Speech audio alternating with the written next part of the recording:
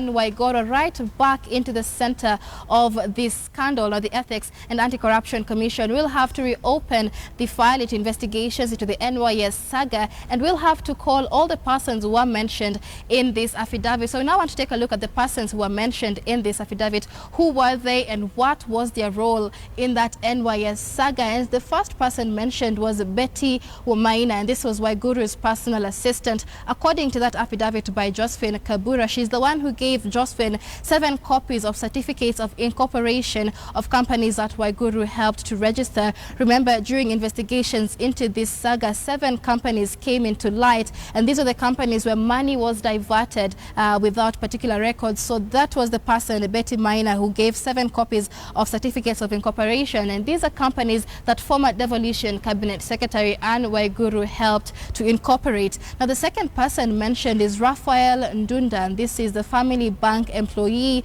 His role in the scandal, according to that affidavit, was to ensure that accounts were opened and operated without hiccups. Again, this is in relation to those 7 accounts of the 7 companies that were mentioned. The third person to be mentioned here was Hassan Nora. He was at the time of the scandal the Secretary of Administration at the Devolution Ministry, and Hassan Nora is said to have given Kabura the first LPO, this is the local purchase order, after she delivered construction material for the Kibera project. And we will get to just what that LPO is about. Josephine Kabura was given 24 million shillings to deliver construction material of roads.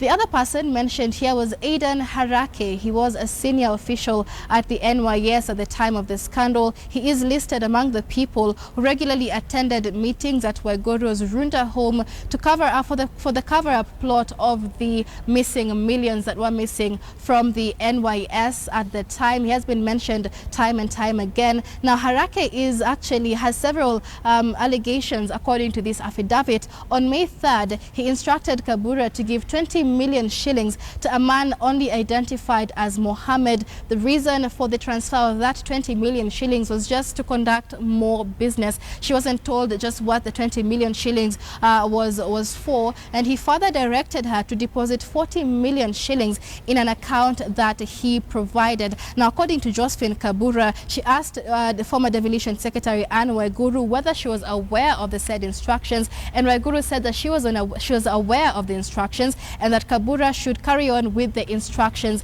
that she was given. So this, as we see, is a scandal that puts Anne Waiguru right back into the middle of this NYS saga. Another person who was mentioned is political analyst Mutahi Ngunyi. He was a consultant for the NYS at the time. He is listed according to that affidavit, also one of the 4 people that visited Waiguru's residence in Runda to plot how to cover up the 791 million shillings scandal. He also advised Waiguru to issue an official statement to cool public anger when the scandal erupted. If you remember, just when the scandal came into the spotlight, Waiguru denied the allegations, but after some time she came out to give an official statement to cool anger. That statement is said to have been officiated by political analyst Mutahi Ngunyi. Another person mentioned here is Lois Nyamumbarire. This is former Cabinet Secretary Anne Waiguru's elder sister. She is said to have done most of the transactions on behalf of Waiguru,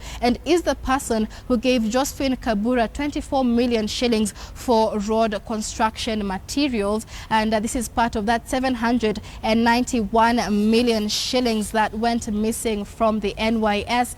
One more person mentioned was Joseph Mugwanja.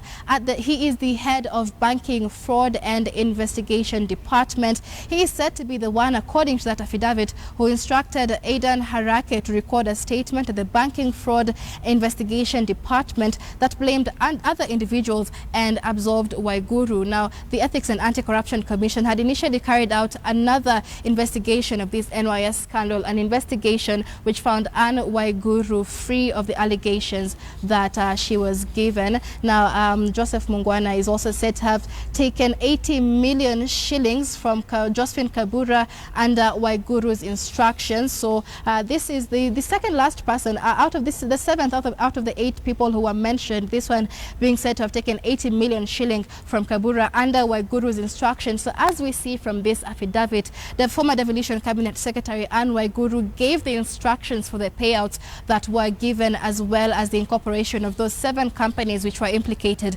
in the NYS scandal. And finally, we have Mwaniki Munuhe, who is a journalist who was allegedly given 10 million shillings to clear Waiguru's name through the use of propaganda. So those are the persons of interest that have been implicated in this case, and these are the very people that the Ethics and Anti-Corruption Commission will be investigating as they reopen the file into the NYS saga.